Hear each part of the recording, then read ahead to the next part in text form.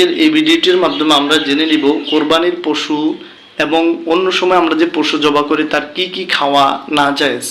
মাসালা, জবাইকৃত পশুর অন্ডকোষ এবং যৌনাঙ্গ খাওয়া মাকরুহ তাহরিমি, ভুঁড়ি খাওয়া সম্পূর্ণ হালাল।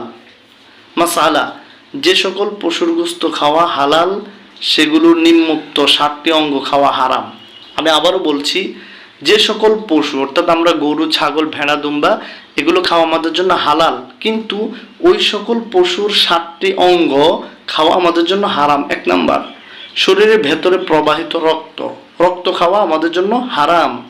2 নম্বর, পেশাবের রাস্তা, লিঙ্গ খাওয়া আমাদের জন্য হারাম।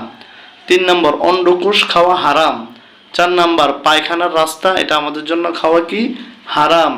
5 নম্বর, শরীরের ঘাট, এটাও খাওয়া হারাম। 6 নম্বর, পেশাবের থলি, এটাও খাওয়া হারাম। 7 নম্বর, পিত্ত, এটাও খাওয়া আমাদের জন্য কি প্রিয় বন্ধুগণ, এটাও আমাদের জন্য খাওয়া অবশ্যই কি হারাম।